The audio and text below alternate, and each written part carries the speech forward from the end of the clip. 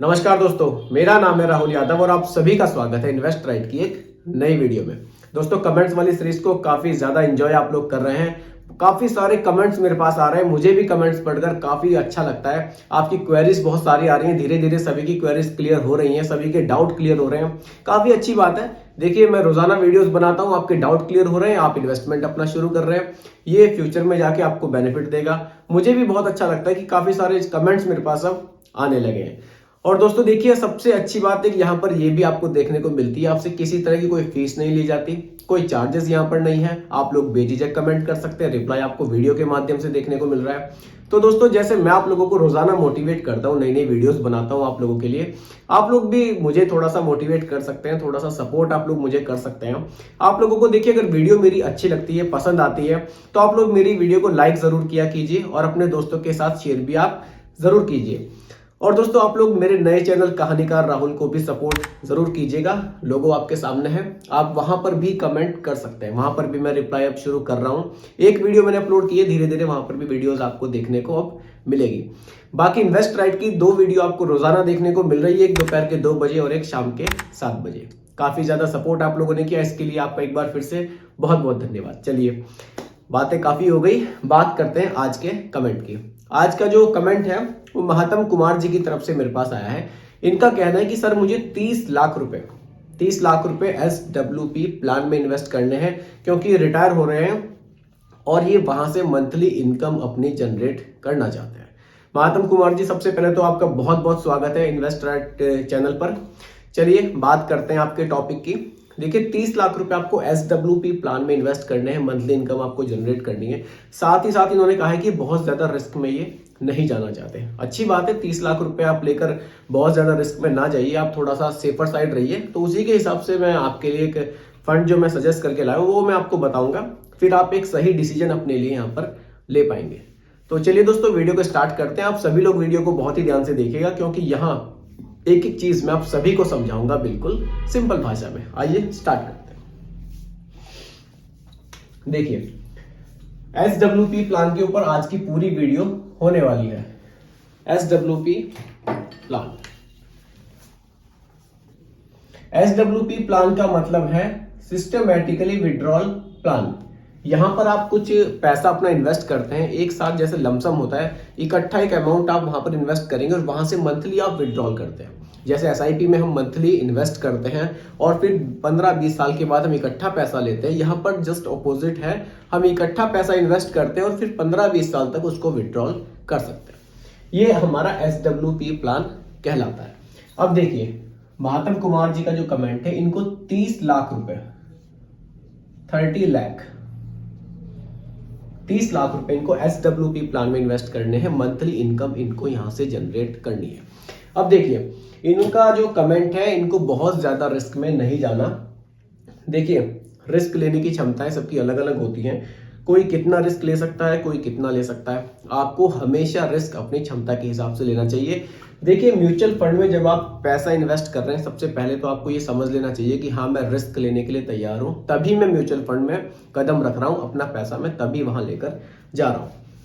देखिए, सीधी बात है, हाइब्रिड फंड के साथ इनको जाना चाहिए। प्योर इक्विटी में इनको इन्वेस्ट नहीं करना चाहिए, क्योंकि इन्होंने कहा है कि ये कम रिस्क लेना चाहते हैं। अब हाइब्रिड फंड्स का क्या मतलब है? हाइब्रिड फंड का मतलब है कि यहां पर पैसा आपका डेट में भी इन्वेस्ट किया जाता है और यहां आपका पैसा इक्विटी में भी इन्वेस्ट किया जाता है। तो एक कॉम्बिनेशन आपको यहां देखने को मिलता है। हाइब्रिड फंड्स में भी काफी सारी कैटेगरीज हैं। देखिए, आप यहां पर डायनामिक एसेट एलोकेशन के साथ भी जा सकते हैं, जहां पर फंड मैनेजर के पास ये चॉइस होती है कि वो चाहे तो अपना एलोकेशन डेट में बढ़ा ले, मतलब मार्केट कंडीशंस को देखते हुए, और अगर वो चाहे तो अपना एलोकेशन इक्विटी में बढ़ा ले। मतलब अगर वो चाहे तो, अगर मार्केट कंडीशन ये हो रही है कि हाँ, इक्विटी में हमें प्रॉफिट नहीं हो रहा है, तो वो डेट की तरफ जा सकते हैं, वहां पर रिटर्न्स कम है लेकिन आपका पैसा सेफ रहेगा। और अगर उनको लग रहा है कि मार्केट कंडीशंस अभी 3-4 साल बहुत बढ़िया रहने वाली है, तो वो अपना एलोकेशन इक्विटी में बढ़ा देते हैं, जिससे कि हमें रिटर्न्स अच्छे मिलते हैं। लेकिन यहां पर रिस्क बढ़ जाता है, क्योंकि पैसा इक्विटी में ज्यादा इन्वेस्ट कई बार फंड मैनेजर कर देते हैं। अगर आप इतना रिस्क भी नहीं लेना चाहते, आप और भी कम रिस्क के साथ जाना चाहते हैं, तो फिर आपके लिए आ जाएंगे conservative hybrid funds. Conservative hybrid funds में क्या है कि मैक्सिमम मैक्सिमम 35% पैसा आपका शेयर मार्केट में इन्वेस्ट किया जाएगा, बाकी सारा पैसा आपका सेफ साइड इन्वेस्ट किया जाएगा, डेट में इन्वेस्ट किया जाएगा। अब देखिए, डेट में जो पैसा इन्वेस्ट होता है वो गवर्नमेंट सिक्योरिटीज में इन्वेस्ट होता है, तो वहां पर आपके पैसे पर कोई रिस्क नहीं रहता। सीधी सी बात है, कंजर्वेटिव हाइब्रिड फंड का मतलब है कि आप बिल्कुल सेफ साइड अपने पैसे को इन्वेस्ट करना चाहते हैं, लेकिन थोड़ा सा अपने एक तरह से खाने की सब्जी का टेस्ट बढ़ाने के लिए थोड़ा सा एक्स्ट्रा जो मसाला डाला जाता है ना, चाट मसाला वगैरह, उस तरह से आप थोड़ा सा पैसा इक्विटी में इन्वेस्ट करके वहां से थोड़ा सा आप अपने जो रिटर्न है उसको बढ़ाना चाहते हैं, लेकिन आप रिस्क कम लेना चाहते हैं, तो आपके लिए आप बिल्कुल कंजर्वेटिव हाइब्रिड फंड के साथ जा सकते हैं। चलिए यहां बात करेंगे सीधा कंजर्वेटिव हाइब्रिड फंड के बारे में। यहां मैं लिख देता हूं, ये बहुत पतला चल रहा है। कंजर्वेटिव हाइब्रिड फंड, देखिए अगर आप लोगों में से कोई थोड़ा सा रिस्क और लेने के लिए सक्षम है तो फिर अगर वो, अभी बताता हूं। देखिए कंजर्वेटिव हाइब्रिड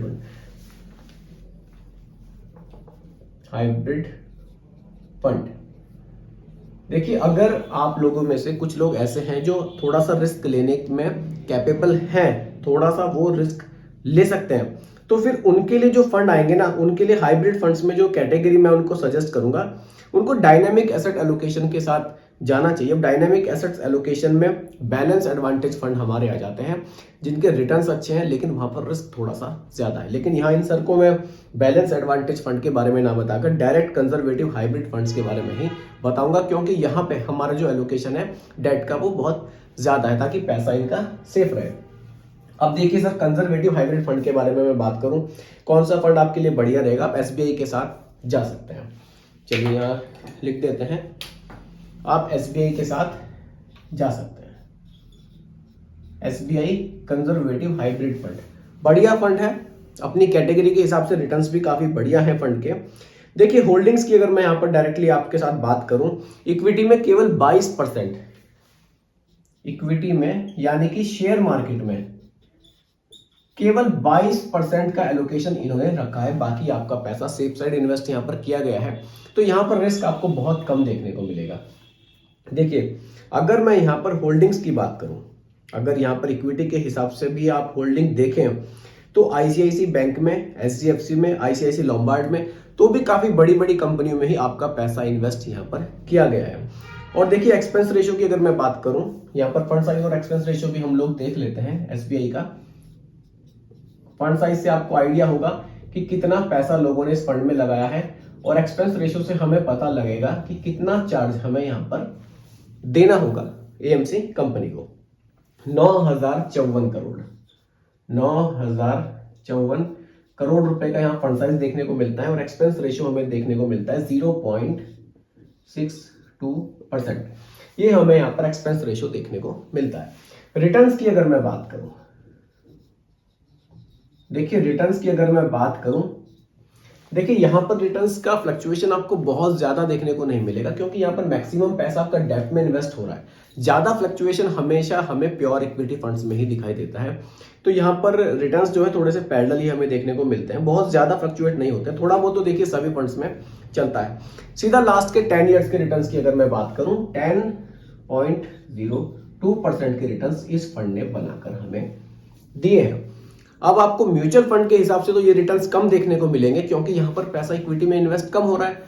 वहीं अगर मैं यहां पर कंजर्वेटिव हाइब्रिड फंड की जगह बैलेंस एडवांटेज फंड लगा देता, तो यही रिटर्न्स आपको 10 की जगह 14 से 15% तक देखने को मिल सकते थे।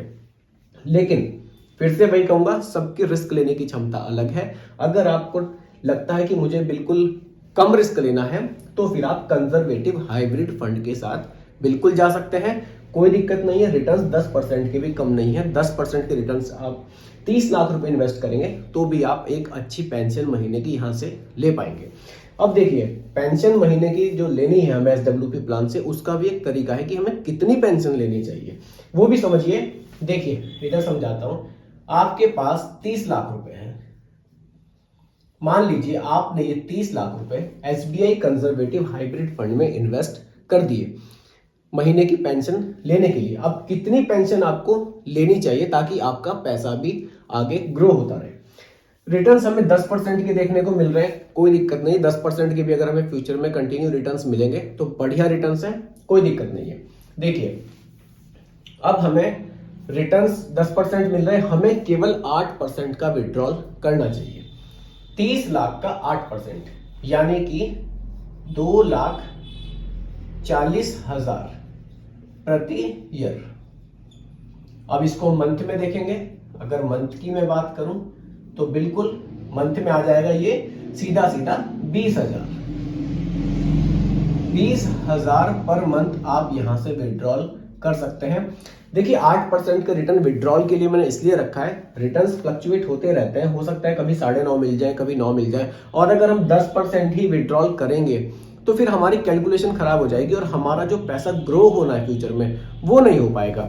इसलिए ऐसे रिटर्न्स आप विड्रॉल के लिए लेकर चलिए जो आपको लगता है कि हाँ इतने तो ये फंड बनाकर दे ही देगा। और पास्ट रिटर्न्स अगर आप एसबीआई के देखें तो रिटर्न्स 11, 11.5 तक भी इस फंड ने बनाकर दिए हैं। हम लोग 8% का विड्रॉल ही यहाँ पर फ्यूचर के लिए लेकर चलेंगे, जो कि मेरे हिसाब से सफिशिएंट रहेगा और सेफ भी रहेगा, ताकि आपको जो महीने का पैसा है वो बराबर मिलता रहे और आपका पैसा ग्रो भी होता रहे।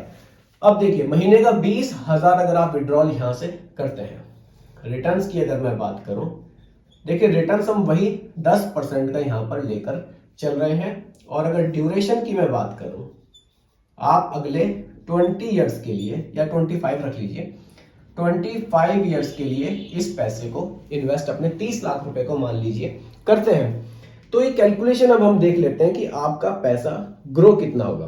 क्योंकि देखिए म्यूचुअल फंड में ना मजा तभी है पैसे को इन्वेस्ट करने का, भले ही आप महीने वाइज अपने पैसे लेते रहें, आपका पैसा ग्रो भी जरूर होना चाहिए।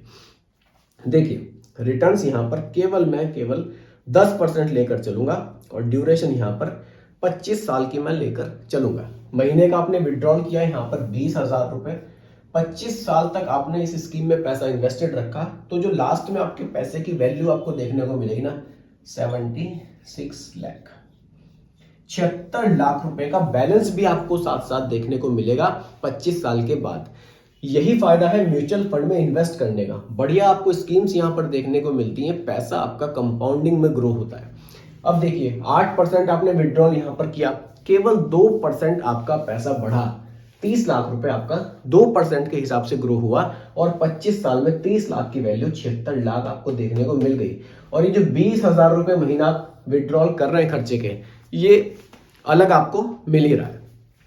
तो कुछ इस तरह के प्लान्स भी आपको म्यूचुअल फंड्स में देखने को मिलते हैं। थोड़ा सा अगर रिस्क ले सकते हैं, बैलेंस एडवांटेज फंड के साथ जाएंगे, ये वैल्यू आपको 1 करोड़ से ऊपर की भी देखने को मिल सकती है। लेकिन रिस्क टॉलरेंस सबकी अलग है। मैं इसलिए ये बैलेंस एडवांटेज फंड की बात बार बार कर रहा हूं, क्योंकि व्यूअर्स मेरे सभी तरह के हैं। हो सकता है कोई व्यूअर थोड़ा सा एग्रेसिव इन्वेस्टर हो, थोड़ा सा रिस्क ले सकता हो, तो उसको बैलेंस एडवांटेज फंड के साथ जाना चाहिए, वो उसके साथ जा सकता है। लेकिन रिटर्न्स अच्छे लेने के लिए लॉन्ग टाइम लेने का तरीका यही है कि आप 8% के आसपास का विड्रॉल रखिए, सफिशिएंट है, आपका पैसा भी फ्यूचर में ग्रो होता रहेगा। तो दोस्तों कुछ इस तरह का ये SWP प्लान था जो मैं महात्म कुमार जी के लिए आज की वीडियो में लेकर आया था। बाकी देखिए ये कोई रिकमेंडेशन नहीं है, एजुकेशनल पर्पस वीडियो आप लोगों के लिए बनाया गया है। इसलिए आप इन्वेस्ट करने से पहले अपने रिस्क टॉलरेंस को जरूर देखें और फंड के बारे में भी रिसर्च करें, ताकि आप फ्यूचर में अच्छे रिटर्न्स ले पाए।